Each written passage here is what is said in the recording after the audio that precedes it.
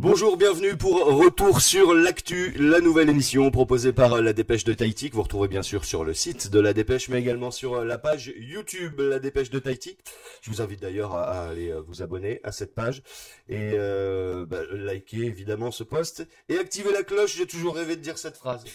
À mes côtés, Damien Grivois, le rédacteur en chef de La Dépêche de Tahiti, là pour interroger un invité chaque semaine. Bonjour Damien.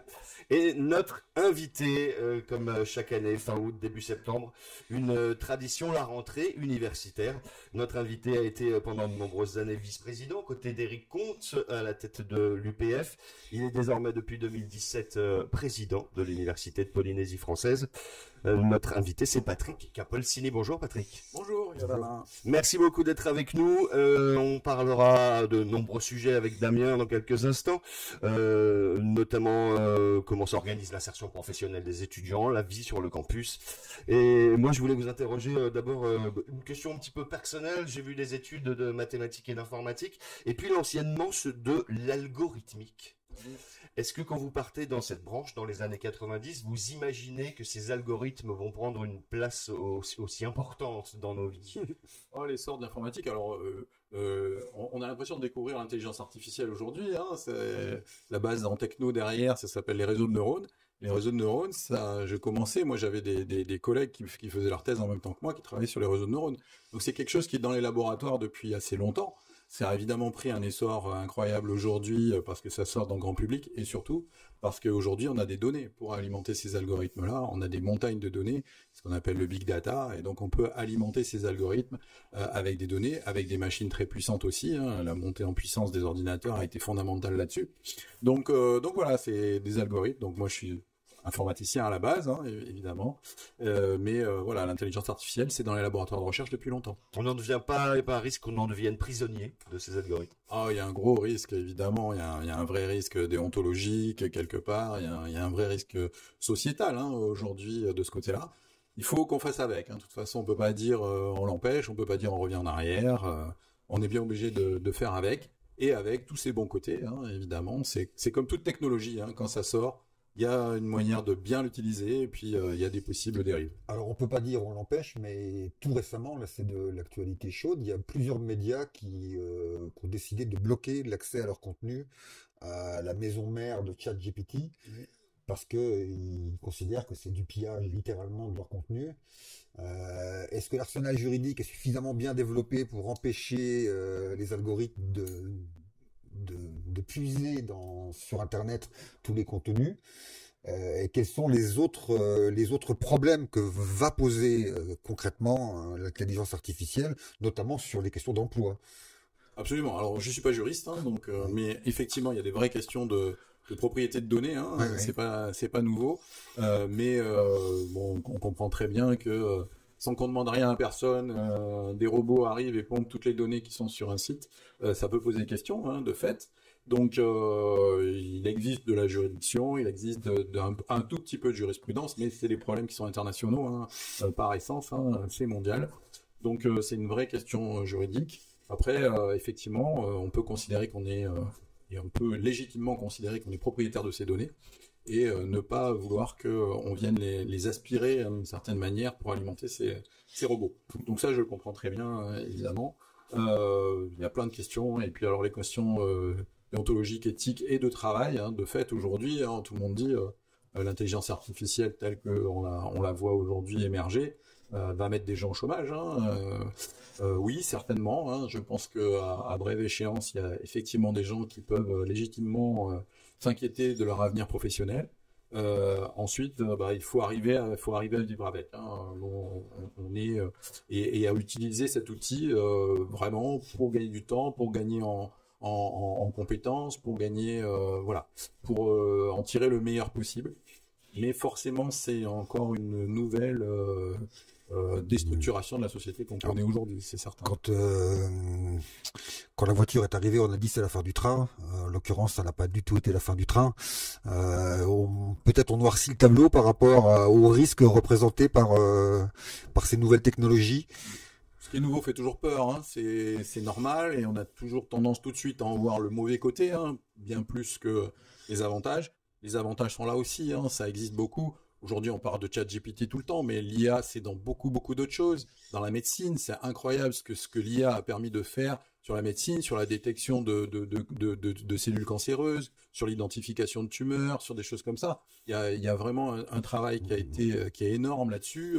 Ça sert les futurs réacteurs à fusion nucléaire, par exemple. Aujourd'hui, il y a des prototypes qui sont pilotés par l'IA pour pouvoir développer les réacteurs à fusion. Sont peut-être l'avenir de l'énergie de demain. Donc voilà, donc il y a aussi plein de choses qui sont très très positives. Évidemment, on met toujours un peu en avant le négatif quand quelque chose émerge, quand une technologie ou quelque chose émerge, et c'est un peu normal, hein, j'ai envie de dire, on est humain, hein, on a tous un peu peur, certains pour leurs emplois, hein, d'autres pour la planète qu'on laissera à nos enfants. Mais je pense qu'il y a vraiment des choses qui sont très positives aussi. Est-ce que la force de l'intelligence artificielle, c'est précisément de ne pas être humaine et de ne pas commettre des erreurs typiquement humaines? Oui, alors l'IA, c'est vraiment un très très mauvais terme, intelligence artificielle. Je pense que beaucoup de gens s'accordent à dire. Il y a beaucoup de gens qui le contestent. Hein. Oui, tout à fait. Ouais. Bon, maintenant, c'est rentré dans le grand public, donc ça sera difficile de changer de vocabulaire. Mais oui, alors... mais il y a toujours des gens, enfin, les gens qui sont derrière développent, c'est de l'intelligence qui est derrière, de la vraie intelligence humaine. Aujourd'hui, on n'en est pas encore sur les sentiments, sur des choses comme ça. Alors, ça peut être effrayant. Hein. Moi aussi, hein, ça m'inquiète de certaines manières. Pour clôturer ce sujet, on parle beaucoup de ChatGPT, les devoirs rédigés par cette intelligence que pourraient utiliser les élèves. Vous en avez parlé, j'imagine, à vos enseignants. Quel est votre regard avec ça? Est-ce que vous avez noté un devoir de ChatGPT déjà? Oui, alors on l'a déjà fait. Hein. On a été confronté à ça récemment, effectivement, à quelques étudiants qui avaient rédigé leur mémoire en utilisant ChatGPT. Bon, voilà, pas évident. Hein. C'est nouveau pour nos profs aussi, hein, pour tout le monde chez nous. Donc on va mettre en place un peu d'un cycle de formation de nos enseignants à ces technos, hein, pour que voilà, qu'ils apprennent un petit peu ce que c'est, ce qu'on peut en attendre, et puis comment potentiellement détecter quelque chose qui aurait été fait avec ChatGPT, et surtout se dire aujourd'hui il faut que je change la manière d'évaluer mes étudiants, il faut que je change la manière de leur donner des notes, etc. Parce que si je leur demande juste de me rédiger un truc et que je note sur la rédaction, il y a quand même toutes les chances. Est-ce que c'est de l'intelligence artificielle qui détecte qu'un étudiant a utilisé de l'intelligence artificielle? Alors, c'est les mêmes technos. Alors, je vais vous dire très très précisément comment nos enseignants sont aperçus qu'un certain nombre de devoirs étaient probablement pas écrits par les étudiants en question. C'est qu'il y avait 0 faute d'orthographe, que les phrases étaient parfaitement structurées, etc. Donc, rien que ça leur a mis un peu la puce à l'oreille. Et voilà. Notez-le, hein, reglisser une ou deux fautes d'orthographe. Non, mais je pense qu'on peut aujourd'hui, voilà, il faudra qu'on évolue dans notre façon de. Où on revient au bon vieux système d'évaluation, on met tout le monde dans une pièce, on éteint les téléphones et on donne un papier et un crayon. Bon, pourquoi pas, hein, c'est possible. Hein, ou alors, il faut qu'on parte sur quelque chose d'autre. Il faut qu'on leur demande plus d'analyse. Si on leur demande de donner de la connaissance, en fait. Les organismes comme les intelligences artificielles comme ChatGPT, ils ont une connaissance immense, bien plus que même le prof qui a fait le cours. Donc, si on leur demande de restituer de la connaissance, ces outils-là sont parfaits et voilà. Et ça n'a pas d'intérêt. En revanche, si on leur demande d'analyser les choses, de comparer, peut-être de faire entrer leur expérience personnelle quand ils reviennent de stage, par exemple en entreprise, on leur demande plus de s'attacher à ça plutôt qu'à restituer de la connaissance. Là, on aura vraiment un travail plus personnel. D'accord. On va revenir sur l'actualité de l'université elle-même, sur sa rentrée. L'université, c'est combien d'étudiants actuellement à peu près? Alors actuellement, on a eu un pic d'étudiants en 2015-2016 à 3800 étudiants. Aujourd'hui, on diminue classiquement. Mais aussi parce que la pyramide des âges veut ça. C'est générationnel. Il y a une vraie question démographique. Hein. On voit très bien que les effectifs baissent dans le primaire, dans le secondaire. Donc forcément, au bout de la chaîne, ça baisse aussi à l'université. Donc on est sur une baisse. Aujourd'hui, on n'a pas fini toutes les inscriptions. Hein. Aujourd'hui, on table sur environ 3200 étudiants. D'accord. Quelle est la proportion des étudiants de Tahiti et celle qui vient des archipels? Alors, 95% de nos étudiants ont eu leur bac en Polynésie. Donc je le dis, hein, c'est des jeunes, c'est des jeunes d'ici. Hein. On a évidemment quelques métropolitains qui viennent dans nos formations, mais c'est assez rare. Sur la proportion des îles, c'est 15% à peu près. D'accord. Comme chaque directeur d'établissement, de la primaire à l'université, à chaque rentrée, on a généralement des priorités, des choses qu'on a envie de mettre en avant ou sur lesquelles il faut être plus vigilant.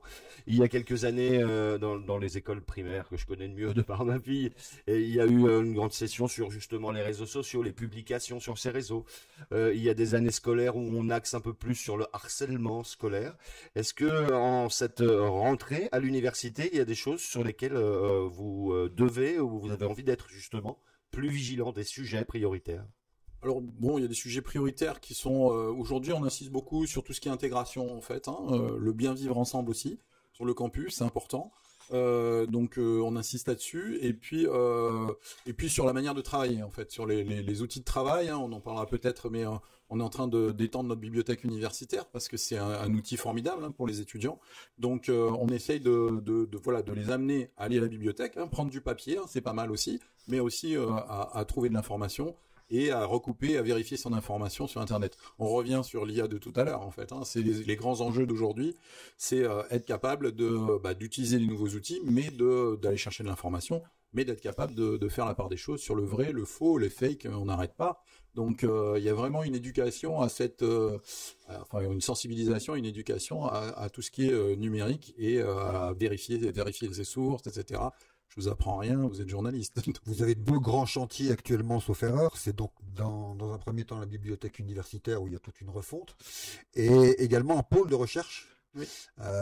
Sur lequel, alors, vous m'aviez indiqué, je crois, la somme consacrée qui est assez importante. Je crois que c'est 1,3 milliard. C'est ça, ouais. Oui. Donc ça, c'est un pôle de recherche qui vient d'être livré. C'est 3000 m² qu'on a réceptionné là en avril dernier, avec l'idée de rassembler la totalité de nos enseignants-chercheurs qui étaient disséminés partout sur le campus, plutôt mal logés, enfin pas dans des conditions optimales. Donc les rassembler dans un lieu emblématique, c'est un très très beau bâtiment, et je vous invite à venir le visiter avec plaisir. Donc un endroit où ils seront tous regroupés, donc ils vont pouvoir mieux travailler ensemble, où ils vont pouvoir échanger, etc. Ça a l'air de rien, mais quelquefois les projets de recherche, les choses intéressantes naissent autour d'un café, autour d'un déjeuner ensemble ou des choses comme ça. Donc ça, c'est vraiment important. Et puis, juste je termine, ça va libérer des espaces, et avec ces espaces libérés, on a créé de nouvelles salles de cours qui sont déjà opérationnelles aujourd'hui. Donc on a augmenté nos places assises pour nos étudiants, ce qui nous permet de donner un peu plus de souplesse à nos emplois du temps, qui étaient un peu compliqués pour certaines promotions. Donc voilà, donc c'est un peu d'une pierre deux coups, hein.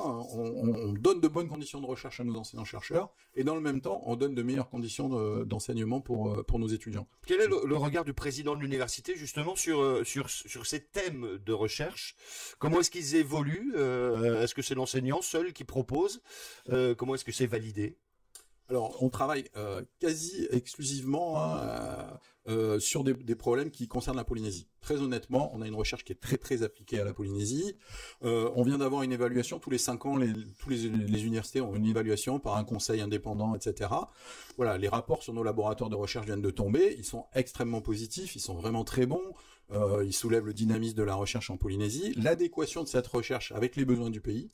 Vraiment, hein, on travaille, que ce soit en sciences dures, dites dures, en biologie, sur toutes les ressources marines, sur les ressources terrestres, etc. On travaille que sur la Polynésie, que sur des choses qui sont d'intérêt d'ici. Sur les sciences humaines, c'est pareil, hein, on travaille en sociologie, sur ce qui se fait, on parlait de violence, tout à l'heure on évoquait les assises, par exemple, on évoquait les violences intrafamiliales ou autres, on a des études qui se sont faites sur ces sujets-là. On a nos juristes qui travaillent sur des problèmes de droit typiquement polynésiens. On a des économistes qui travaillent sur les économies insulaires. Donc on a vraiment, on a des scientifiques, des informaticiens qui travaillent sur l'imagerie satellite appliquée à Tetiaroa, aux écosystèmes, etc. Donc on est vraiment complètement en prise en termes de recherche. On est complètement en prise des énergies renouvelables que j'ai pas citées, où on a des projets qui sont en train de se développer de manière incroyable. Donc on est vraiment en prise sur les problématiques du pays. Est-ce qu'il y a un exemple très symbolique d'une recherche qui a été menée à l'université et qui a débouché sur une application extrêmement concrète? La Ciguatera peut-être? Alors la Ciguatera, ça fait très longtemps qu'on travaille dessus, et on a une équipe de recherche avec l'Institut Lou Malardé là-dessus. Donc c'est des choses qui avancent, mais j'en ai plein à citer. On a travaillé sur les perles, sur la qualité de la perle, sur des systèmes automatiques de qualité de la perle. On a déposé des brevets là-dessus avec la Polynésie. On travaille sur les ressources en bénitier, on travaille sur la perliculture. Donc tout ça, c'est très très appliqué. On a travaillé sur les essences naturelles, sur l'huile de tamanou, sur des choses comme ça qui aujourd'hui sont rentrées dans les mœurs. On utilise tous de l'huile de tamanou quand on a un petit bobo sur la peau, etc.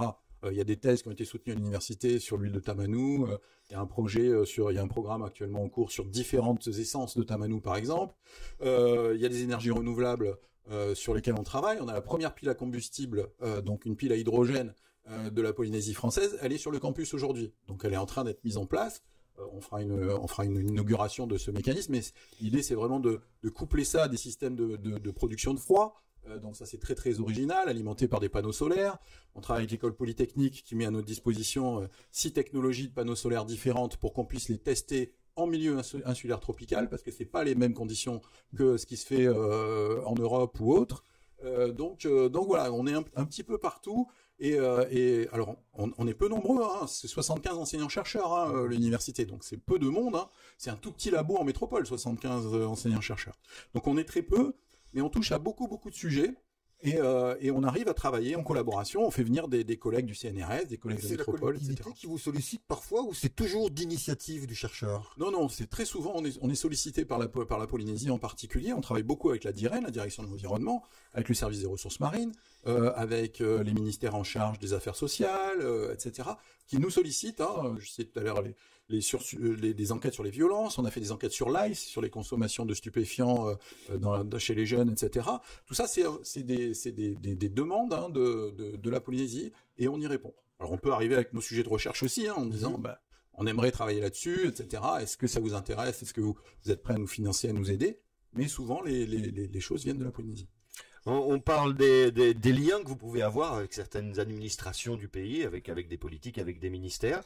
Moi, je pense au CEFI. On parle beaucoup d'emploi, de recherche d'emploi et de filières qui correspondent ou pas à des domaines où il y a des débouchés. Ces filières, justement, avec qui discutez-vous pour savoir lesquelles mettre en place? Est-ce que c'est la Chambre de commerce? Est-ce que c'est le CEFI? Alors on essaie de discuter avec tout le monde, hein, le maximum. Moi j'adorerais qu'on vienne me voir en me disant voilà, il faut absolument monter une filière de ça parce qu'il y a des débouchés, etc. Alors on discute avec plein de gens et puis des fois on trouve des choses, des pépites, des choses vraiment très intéressantes. Pas plus tard qu'hier soir, on a inauguré le lancement d'un nouveau master qui s'appelle Contrôle, Comptabilité, Audit. C'est un master, donc c'est un bac+5, hein, avec un diplôme qui est de très haut niveau. Et en fait on travaille avec toute la fonction, avec tout le métier comptable.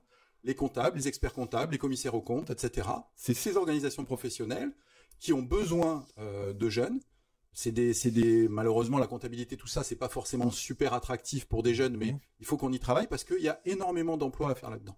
Donc, on lance une promotion. Ils sont 35, ils sont 17, me semble-t-il, qui sont déjà en travail. Ils sont dans les cabinets de comptabilité, d'expertise comptable. On en a une douzaine qui sont en apprentissage au CEFI. Donc, c'est des jeunes du CEFI. Le CEFI nous fournit ces jeunes, les finance, hein, d'une certaine manière. Donc, ils sont en emploi dans une entreprise et en même temps, ils suivent les cours. C'est très exigeant, hein. C'est un master, c'est 800 heures de cours de haut niveau. On allait chercher à l'extérieur auparavant. Avec des examens qu'il fallait passer en métropole ou en télé. Absolument, tout à fait.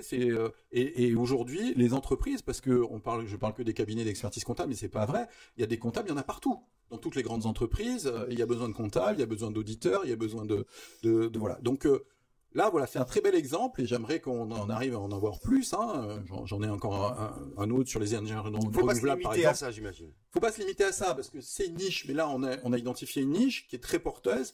On sait qu'on en a pour des années à saturer la formation, mais en tout cas, on a une vraie niche et on a une vraie expertise. On a des enseignants-chercheurs, on est sur de l'enseignement de haut niveau, donc on a une vraie niche.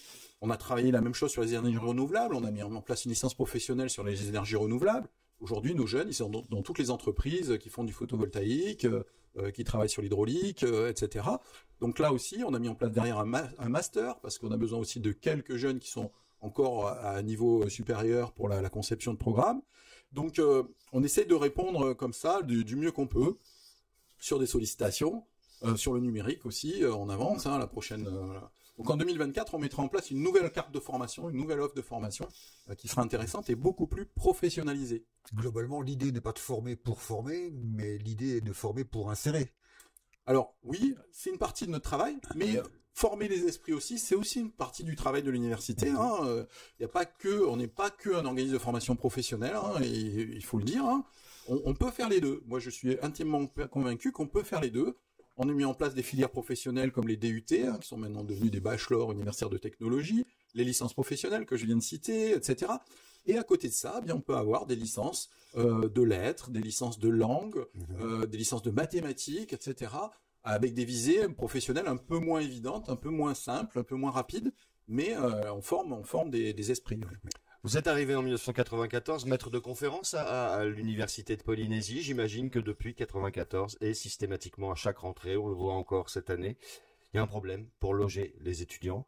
À quel niveau l'université intervient? Alors, on est deux opérateurs. Alors, on n'a pas en France, dans toutes les universités, il y a ce qu'on appelle un CROUS, un centre régional des œuvres universitaires. Hein, tous ceux qui sont passés par l'université connaissent ça. Donc, nous, en Polynésie, on n'a pas de CROUS. Hein, c'est l'université qui opère tout ce qui est logement étudiant et restauration étudiante, pour faire simple. Hein, voilà. Et puis, il y a un autre opérateur qui est aujourd'hui le pays, depuis longtemps, hein, et c'est l'OPH qui opère un centre d'hébergement d'étudiants qui est juste au-dessus de l'université, hein, vraiment. Les étudiants descendent un escalier et ils sont sur le campus. Hein. Donc voilà, donc on est deux opérateurs globalement sur ce logement étudiant. Nous, on a beaucoup poussé parce qu'on est pris sur notre emprise foncière. Nous, on n'a plus beaucoup de possibilités. Voilà, on est totalement contraint. Hein. Utumauro, ça s'est beaucoup construit tout autour, donc on n'a pas tellement de possibilités.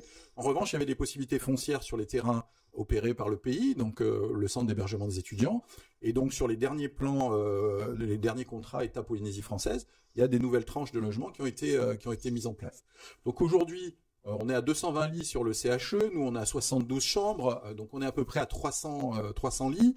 On aimerait monter, hein, il y a encore la possibilité d'extension sur les terrains de la Polynésie. C'est combien de demandes? Vous avez évalué ça? Ouais, c'est 500 demandes par an à peu près. En fait, il n'en manque pas tant que ça. Il n'en manque pas tant que ça, mais aujourd'hui, un jeune qui habite sur Tahiti, il a assez peu de chance. À Taravao, il y a des jeunes vraiment de la presqu'île à qui on arrive à donner des logements. Si on habite sur Tahiti, l'île principale, pratiquement, on a assez peu de chances d'avoir un logement étudiant. Alors que pour beaucoup de jeunes, ça serait quand même aussi un élément de réussite. On sait très bien que se faire 2 heures de route pour venir de Taravao ou rentrer tous les soirs à Moorea, ça va pas. Pour la réussite étudiante, ça va pas. Donc oui, on aurait honnêtement, moi je pense qu'avec une centaine de chambres supplémentaires, on commencerait à être vraiment bien. Alors je sais qu'il y a un projet qui vous tient particulièrement à cœur, que vous avez défendu vous-même, qui est le projet Narwa, sur lequel vous avez obtenu un financement supérieur à 1 milliard, oui. Qui s'étale sur 8 ans. Vous pouvez nous expliquer exactement quels sont les contours de ce projet? Oui. Alors on a répondu à un appel d'offres national, hein, toutes les universités ont répondu, sur 120 dossiers je crois, il y en a 34 qui ont été retenus, dont le nôtre. Donc on est très heureux hein, de ça, c'est un appel très sélectif, on a obtenu 1,3 milliard, hein, voilà, 11, et quelques millions d'euros. L'idée c'est de transformer notre offre de formation. Vraiment, c'est un projet qui n'est pas axé recherche, hein, on pourra parler d'autres projets qui sont axés recherche et innovation, mais ça c'est un projet qui est vraiment enseignement. Donc l'idée c'est de professionnaliser notre offre de formation, on en parlait tout à l'heure. Une réforme. Une vraie réforme, absolument, d'une part, et puis sensibiliser les jeunes aux grands enjeux des grandes transitions d'aujourd'hui. Aussi, on souhaite à partir de 2024, on mettra en place une nouvelle licence assez pluridisciplinaire qui s'appelle STES, Sciences et Technologies de l'environnement, etc. Donc l'idée c'est de dire, aujourd'hui, les transitions elles sont partout. Il y a une transition écologique, il y a une transition énergétique, une transition numérique, une transition sociétale. Donc ces grandes transitions engendrent forcément des enjeux. Demain, les métiers d'aujourd'hui ne seront pas les métiers de demain. On en parlait tout à l'heure hein, sur l'intelligence artificielle. Donc il faut absolument que nos jeunes soient conscients de ça, qu'on leur donne des clés, qu'on leur donne des éléments pour tout ça. Donc on va développer tout ce qui est professionnel, on va développer tout ce qui est sensibilisation aux grandes transitions, on va développer l'anglais, parce que, vous pouvez regarder autour de nous, hein, on est dans un monde anglophone, hein, qu'on le veuille ou non. Donc on veut nous promouvoir toujours dans ce projet les échanges d'étudiants avec la zone Pacifique. On a des accords avec Hawaï, avec l'Australie, avec la Nouvelle-Zélande et un peu plus tard avec le Vanuatu et d'autres pays du Pacifique. Donc on veut promouvoir les échanges. Donc on veut qu'il y ait plus d'internationalisation dans nos enseignements. Donc l'anglais. Et puis mettre aussi les langues et la culture polynésienne au cœur de tout ce système, parce que c'est ce qui fait le ciment des jeunes chez nous. Et il faut que la culture rayonne plus à l'intérieur de l'université, et que ce qui se fait en culture, on a des équipes formidables en recherche qui travaillent sur les langues polynésiennes, sur l'archéologie, sur tout ça. Donc tout ce qui se fait à l'université doit aussi rayonner sur le pays. Donc voilà, donc ce projet Narwa, c'est 8 ans, hein, donc tout va pas se faire demain, hein, c'est sûr. C'est beaucoup d'argent, donc c'est une vraie opportunité pour qu'on soit mieux intégré dans ce Pacifique anglophone. On ait plus d'échanges avec tout ce Pacifique anglophone qui est extrêmement riche, qu'on prépare mieux nos étudiants à être en profession, donc à rentrer sur le milieu du travail, qu'on les prépare mieux à l'internationalisation. On continue à développer nos Erasmus. Nos échanges Erasmus ont été multipliés par 3 en quelques années. On a plein de jeunes qui partent en Espagne, en Angleterre, en Irlande, en Allemagne, etc. Et c'est génial. Ces jeunes, ils partent 6 mois, ils reviennent, ils sont transformés. Ils ont vécu autre chose. Ils ont mûri à une vitesse incroyable. Ils ont progressé dans tout. Donc c'est vraiment une chance en fait. Ces échanges sont vraiment une chance. Et voilà, quand on contacte les universités partenaires dans la zone Pacifique, ils sont hyper demandeurs. Ils veulent nous envoyer leurs étudiants, ils veulent accueillir des étudiants à nous chez eux, etc. Donc derrière, voilà, il faut qu'on mette tout ça en place. On parlait du logement étudiant. Bon, on ne pourra pas faire venir des étudiants de la zone Pacifique chez nous si on ne peut pas les loger. Donc tout ça, voilà, tout ça c'est un tout, mais c'est vraiment un projet très très ambitieux. Est-ce que l'UPF est impliqué dans le projet d'université de la mer qui a été présenté il y a quelques jours par la communauté du Pacifique Sud? Alors, Université de la mer, on en parle beaucoup en Polynésie, hein, campus de la mer, Université de la mer, lycée de la mer, etc. C'est un navire en l'occurrence, ça c'est le Tangaroa oui. qui embarquerait des scientifiques à son bord. Oui. Alors, sur les programmes scientifiques, on a un certain de nos chercheurs qui embarquent régulièrement sur les navires océanographiques de l'Ifremer, par exemple.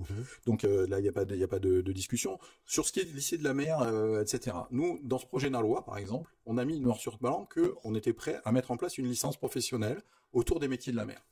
Aujourd'hui, il faut qu'on définisse cette licence. Elle ne va pas se faire demain. Encore une fois, Nalois, c'est 8 ans. Moi, cette licence professionnelle, je la vois naître d'ici 2-3 ans. Mais il faut absolument qu'on... Alors, on pense surtout à de l'aquaculture dans un premier temps, mais en tout cas, il faut vraiment que ça s'insère dans un mécanisme global ici. Le gouvernement annonce des objectifs très ambitieux sur le développement de la pêche, hein, ça ne va pas se faire tout seul, mais l'aquaculture, c'est aussi quelque chose d'important. Toute la zone industrielle, toute la zone de Faratea qui est en train de se développer du côté de la presqu'île. Il y a plein de projets qui sont portés par l'Ifremer et nos équipes de recherche, puisque c'est... Notre équipe de recherche, elle est commune à l'IRD, à l'Ifremer, à l'Institut Malardais et à l'UPF. Quand un parasite pointe son nez, comme récemment à la presqu'île, vous Absolument. avez été mobilisé sur la recherche de solutions face à ce parasite? Oui, bien sûr. Il y a des programmes d'études, il y a des thèses qui sont soutenues sur le parasite du Parapewe, par exemple, ou sur les problèmes de naissins qui passent pas un certain stade de leur culture, etc. Donc oui, nos scientifiques sont mobilisés là-dessus. Donc voilà, donc on essaye vraiment d'avancer sur ces sujets-là. L'émission passe très vite, elle touche même presque à sa fin. C'est 30 minutes, retour sur l'actu, et c'est chaque semaine sur le site de la Dépêche de Tahiti. Quel est votre avis sur les classements des différentes universités, le niveau de l'université polynésienne par rapport aux universités de métropole, la manière dont certains pensent peut-être que les diplômes valent moins ici qu'ailleurs? Vous avez eu déjà l'occasion de dire que ça n'était pas le cas. Est-ce que vous les regardez tout de même, ces classements? Ouais, on les regarde parce que ça sort tous les ans et qu'on sait très bien que ça sort et on en est destinataire. Sur la valeur des diplômes, bon, parce qu'on a un peu de temps, mais aujourd'hui, nos enseignants-chercheurs sont recrutés exactement comme les enseignants-chercheurs en métropole. Pareil, c'est tout aussi sélectif que ça et c'est très sélectif. Donc, ils ont le même niveau que les autres. Ceux qui sortent de chez nous, ils réussissent parfaitement. On a toutes les expériences qu'on veut. Les jeunes qu'on envoie dans des écoles d'ingénieurs après avoir fait une licence chez nous, ils réussissent comme les autres. Ça fait 15 ans qu'on fait une première année de médecine. Ils réussissent comme les autres, même mieux, nos étudiants en deuxième année quand ils sont à Bordeaux avec tous les autres, etc. Nos diplômes sont parfaitement au niveau de tous les diplômes métropolitains, vraiment, ou hexagonaux, puisque maintenant il faut dire hexagonaux. On n'a absolument pas à rougir de ça. On a même des bons spécialistes sur certains domaines. Donc nos diplômes sont parfaitement valables. On a mis en place une préparation pour les écoles d'ingénieurs, donc une classe prépa, hein, ça s'appelle les classes prépa, ce qu'on appelait avant maths sup, maths spé, avec une spécialité maths physique, hein, donc la spécialité vraiment pour rentrer dans les grosses écoles d'ingénieurs. Tous nos gamins réussissent, ils ont tous des écoles d'ingénieurs et des bonnes. On a des accessions sur des petites mines, etc. On en a cette année 3 qui voudraient tenter Polytechnique. Bon, très bien. Voilà. Donc nos diplômes n'ont vraiment rien à envier aux autres, parfaitement.